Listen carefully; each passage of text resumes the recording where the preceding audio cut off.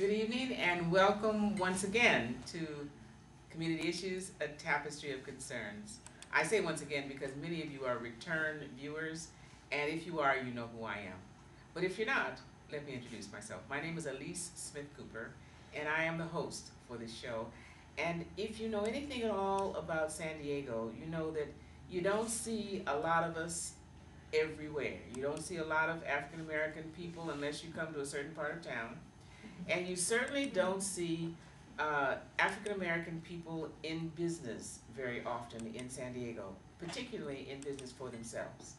So that's why this show is so very special this evening, because I've got three beautiful young women who, despite their beauty and despite their intelligence, they have decided that they want to be in business for themselves.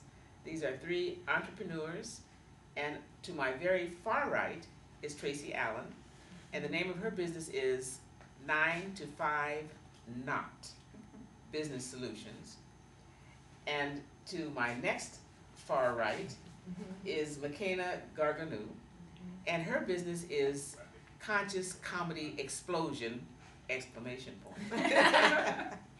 And to my very right, my very near right, is Auset Price, and her business is called Esteem International.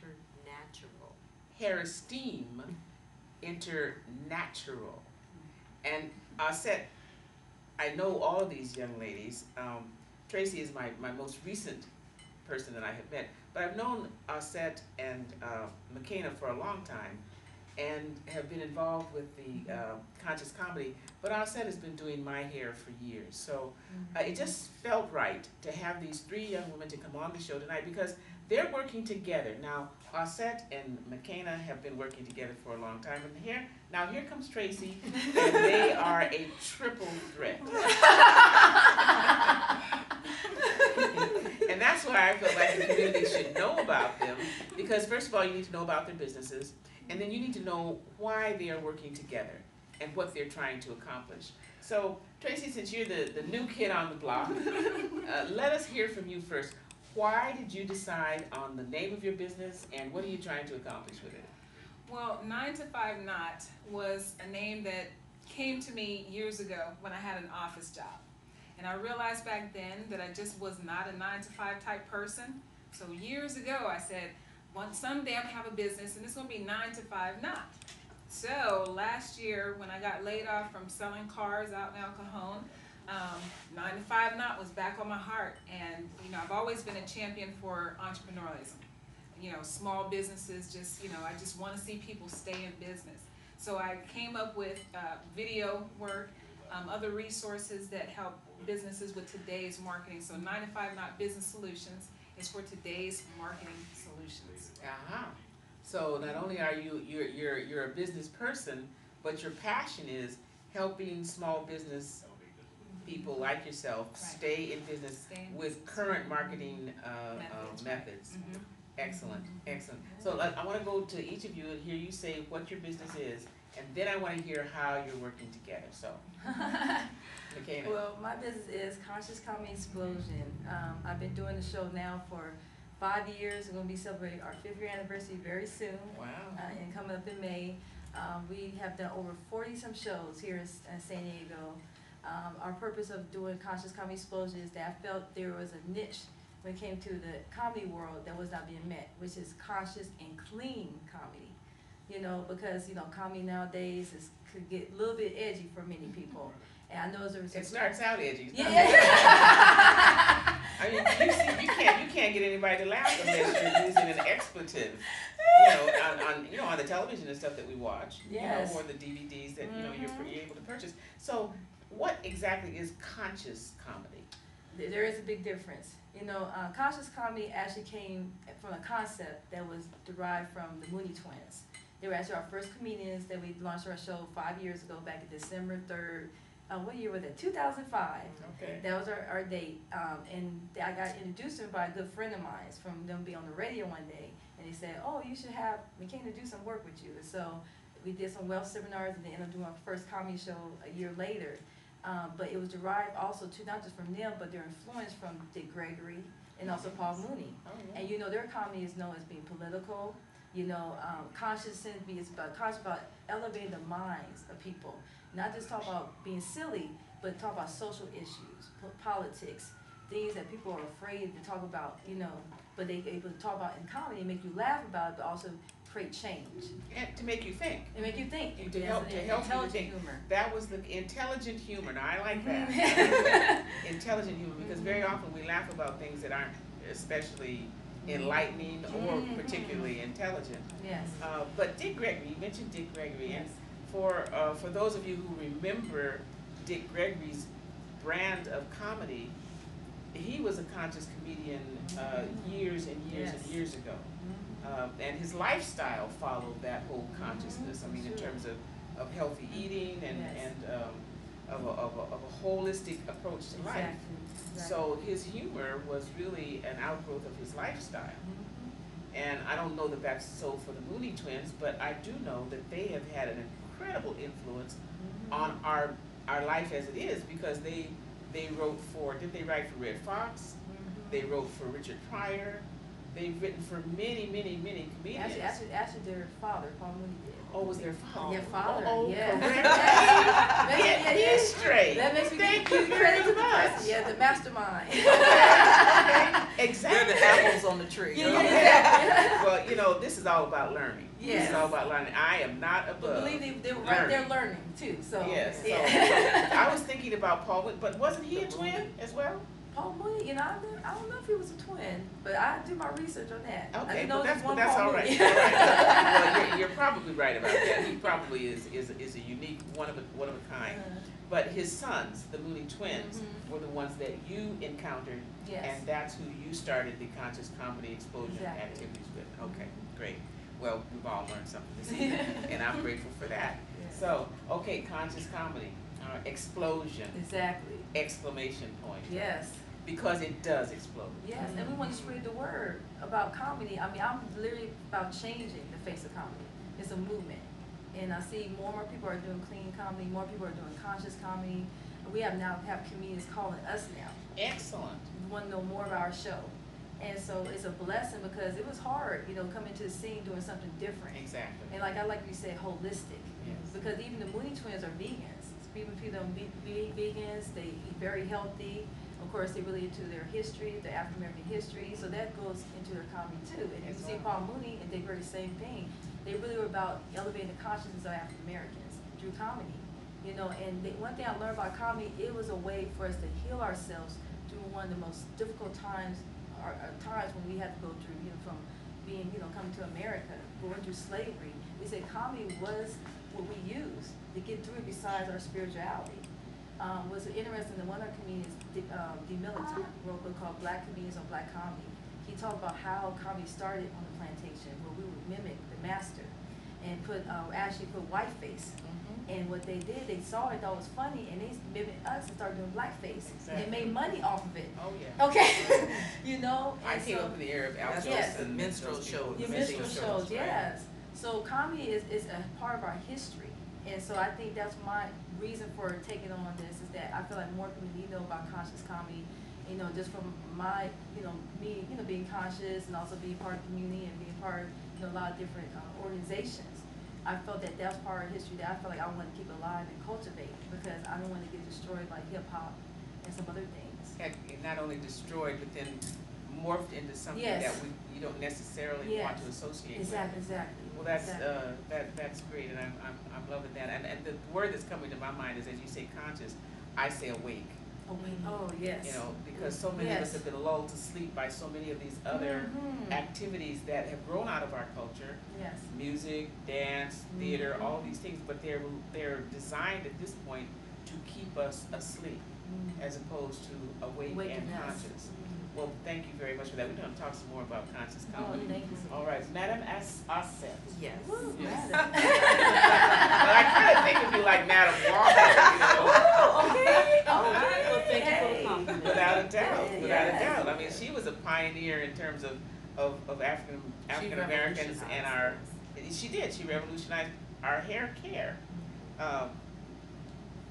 We were prone to be natural before that, but everyone wants to fit into the culture in which they live. And at that point, natural hair did not fit into the culture. The pictures that we saw of the women in the Victorian era, and that's the time that she came along, their hair was straight or curled or something that started from a base that was not Afrocentric. It wasn't our texture of hair. So she figured out a way to, create a hot comb and some grease and whatever else needed to be done. And that way we could manipulate our hair to be more like what we saw. Well, times change. Yes. Hallelujah. I have nothing against hair that is any way that it makes a person feel good about themselves. I have no difficulty with any of that. So please be aware of that. It just happens that I've been wearing my hair natural for probably about 40, 45 years. And the hot comb didn't do nothing for me. I had a little fine, baby, soft hair that, you could blow on it, and after you had done all of that hot work and grease work, and you blew on it, and then it was back to what it started at in the first place. So, and the perms, I ended up with my hair was orange, in the perm, so if I had any left at all. So natural hair was a perfect expression for me of the kind of hair that I had anyway, and the way that I thought about life. And so that has been a marvelous thing for me. And I've worn braids, now I'm wearing locks, and I've got you to thank for the people that come up to me on the street and say, who does your hair? And I mean, and this doesn't matter where I am. It could be San Diego, it could be New York, it could be LA. I mean, people come, San Francisco. Wow. People come up to me and they ask. I mean, these are like major cities, that people have natural hair, and but people come up to me and they ask me in the airport, in the restroom, in the restaurant, wherever. And so that's to your credit, because you've been doing this for a long time for me. And I want you to talk about what your philosophy is about hair and why you do it. Wow. Well, I have to take it all the way back. Okay. My sister and I were little. My mom used to buy us doll heads, and we would do the hair. My sister is also a hairstylist, but she's on the other end. I'm on the natural end. And it was just always something that I love to do. It's natural to me. I don't have to necessarily feel like I have to go and do this, learn how to do it. It just comes natural to me. And it came a time where I decided I wanted to be in business for myself. And so I said, okay, well, what do you do? What do you like to do? And I feel that, everyone now is wanting to be in business for themselves. And so I said, well, let me think of something that I know that I can do, and but only I'll get paid for it, And so You got children. I have children. I wanted to be at home with my children more, and spend more time with them. So I said, well, I can do hair, amongst other things, because I'm also a holistic health practitioner. I'm also a massage therapist. Okay. And so at any rate, I'm lumping it all together. Maybe that's a prophetic word. Yes. But because anyway. we really are all multitasking. We do multiple things, all of us here. Yes. But just to focus and put an emphasis on the natural hair, I started doing my own hair. When I said I no longer want a perm in my hair, I started styling my own natural hair, and people would ask me, who does your hair? And my dear friend Makena, she was my first professional client that I was doing her hair consistently. People would stop her on the streets, and she'd give them my number, because at the time I don't even think I had business cards. So I have to write on a piece of paper. And sometimes that's the way it has to be. Yes. Yes. And so, and just I want to also focus that I advertise myself as a natural hairstylist, not a braider. Because a lot of times people go to the African braideries and they're not getting their hair taken care of. And so their edges are coming out because the braids are too tight and things like that. So I do multiple things with natural hair. If you just want to style it, you want to braid it, or you want to twist it, I do it all. And so at any rate, so I just began to start taking in clients and start doing more advertising. Actually finally got business cards together. So I've been doing natural hair it's been about 10 years now. And I've been wearing my own hair natural for about 15 years. And I love it. And I came up with the the actual name of my business. It was formerly known as Naturally You and Yours. I changed it to Hair Esteem International once I started seeing more of my clients and really paying attention to how they were talking and speaking about their hair. And it, you know, even though, you know, people do what they call the BC, the big chop, and they take all the perm hair off, they still have something going on with their esteem, you know, because they're not used to seeing their selves, you know, in the mirror with shorter hair or a different textured hair. And I said, wow, we're having some, you know, hair esteem issues, you know. And so as African American women, you know, a lot of other cultures don't realize how we're constantly bombarded by other cultures, and you know, we somewhat internalize that inferiority, you know. And so I said, well, that'd be perfect, you know, Hair Esteem International. And so I changed the name. That's wonderful. Mhm. I want to tell this story really quickly. Because recently I had an opportunity to collaborate with you. Yes. And I'm a nurse. My day job is that I'm a nurse. And I deal with the seniors population who is homebound. And I recently had a client who saw my hair and just came alive. Who does your hair? Wow. Your hair is so pretty. Mind you, she's 80 years old. And she had just come out of a skilled nursing facility, and she had a cap on. And I said, well, I'd be glad. She said, I need my hair braided.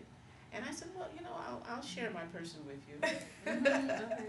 This is the way that hair culture goes for us. It's a ritual. Dealing with our hair is a ritual. There's a whole process that goes on. You know, your hair is assessed, your scalp is assessed, and who is your family, and do I know your cousin?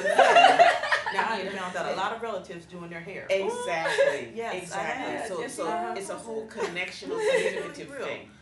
And to make a long story short, the patient and Auset had mutual interactions and mutual communications with people that were very close to Auset.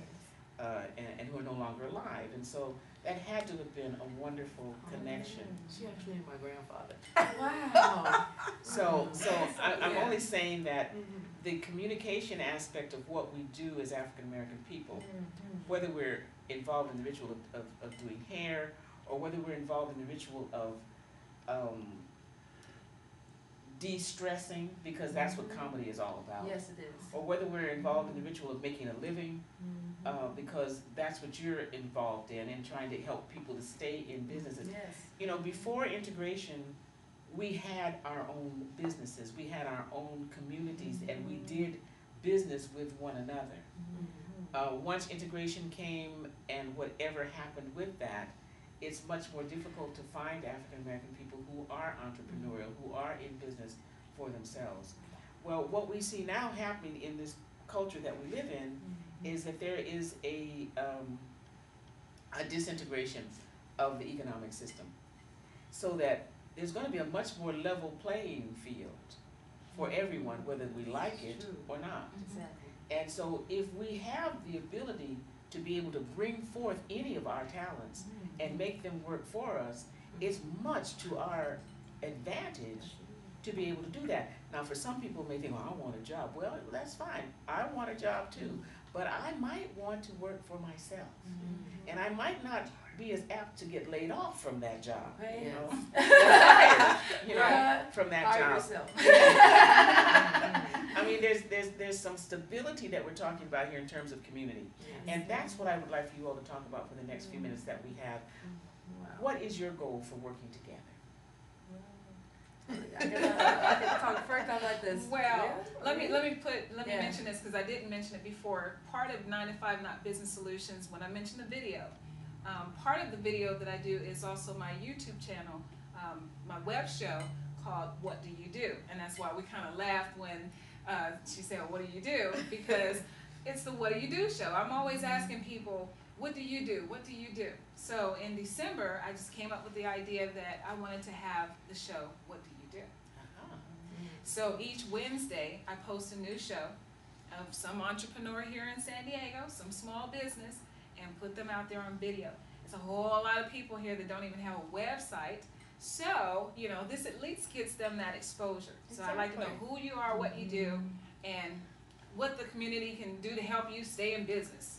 Okay? I want to come on your show. And I this love is to have you on my show. And what I do excellent. for this show Yeah, she is did. I like to Tracy have did. fun. I like to have people involved, myself involved in whatever your business is. So like for Auset with the natural hair, I wore a huge afro. She got all into character. For And Makena, I didn't really have a whole lot to do as far as the comedy. We had fun, and Yes. we did put the outtakes and stuff in there. But I'm My kids want to be in the video too. oh yeah, that was super precious. But yeah, so the What Do You Do show, they've both been on the show.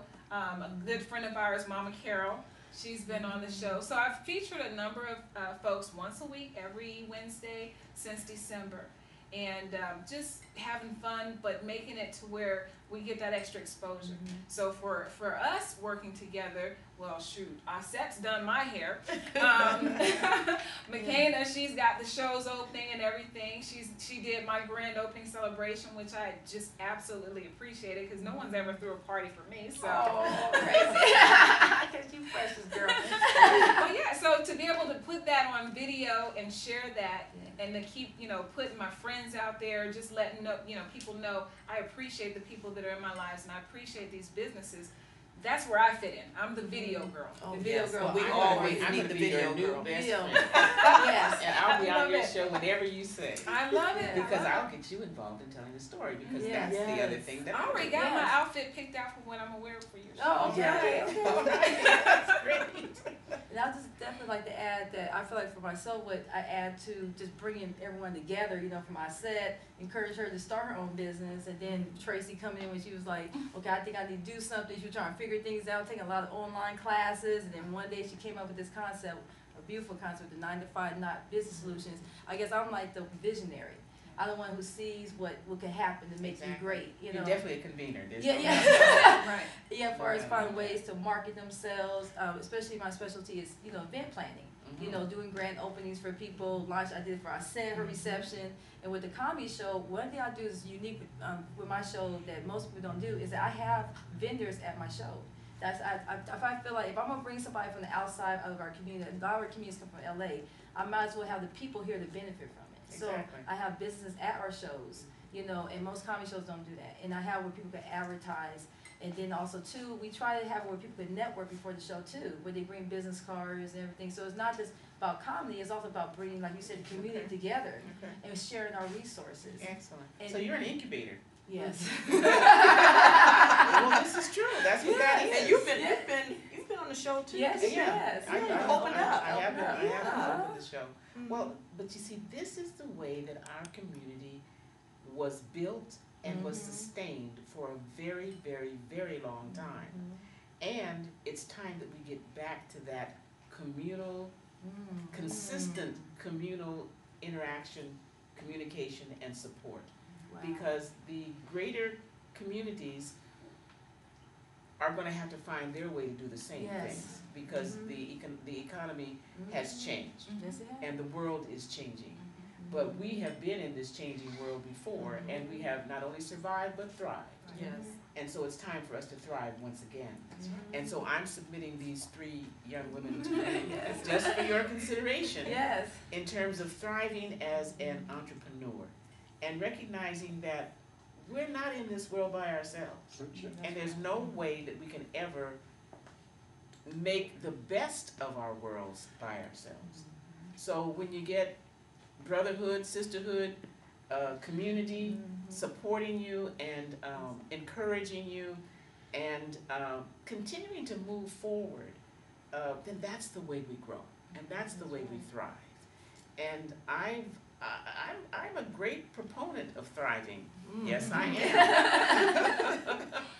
And I happen to believe very strongly in a very strong community that supports one another. Now, you happen to see 4 African American women here. No, are there 4? Yeah, there's 4. Yes, women. yes. Remember we had to do all that counting. Yeah, 1, 1, 2, 3, 4. I did my But that video. does not mean that we as various cultures in our community cannot support one another and thrive together. That's not what I'm saying. But what I am saying is, you gotta start somewhere. And if you're sitting there thinking, I don't think I can do this by myself, then grab somebody that you trust Exactly. and begin to look at yourselves. What are your gifts? Yes. We've all got something. What does the world need that I have? And trust me, you were put here for a purpose, and your gift is needed. So find out what it is, take a look at how you can share it with your community, and how you might be able to create a niche for yourself, just as these young women have done. It has been so cool having you Yes, here. it is. I have really enjoyed this. I've watched Yes. the two of you grow into beautiful young women. I'm meeting you, and I'm delighted with that. And I'll be your new best friend. You have to check out the What Do You Do show. Well, whatdoyoudoshow.com, and that's where you'll see. Is that right? Yes. That's on YouTube, right? Yes. Okay. But I have a URL for it. So. Oh, is that right? Well, I guess that's okay for us to say, but you know Is it? what? It's a done deal. So, thank you all very, very much. I'm so glad that you could be with us this evening. I'm so glad that you stuck with us this evening, but then with all this beauty in front of the camera, we didn't have much of a choice. I know you did. We took a snapshot before we started, and we know that it was a really lovely picture. Yes. So we know what you saw, and we're delighted that you came along to be with us, and we hope that you've heard something said or seen an expression that might encourage you to dig down, see what you've got, see what you can share with the world, because the world is waiting for it. Trust me, the world needs it. Whatever you have to give, you can look around you and see that if it's about adding joy to the world, then the world definitely needs what you have. I'm very delighted that you all could be with me this evening. Thank you. My hope is that you will encourage your friends and your family to watch the show and tape the show, send it to people. This is public access. Yes, yes. None of us is making any money here. We're about building community and increasing communication. So we're really thrilled that you could be here this evening, and I'm hoping that you had a good time. Yes. A wonderful time. And that perhaps we can come together again, because each one of you could take up a whole show. Yes. But that was why I wanted you all to come as a panel, and then perhaps we'll do a follow-up or two or three. Yes. Thank you all very much. Blessings.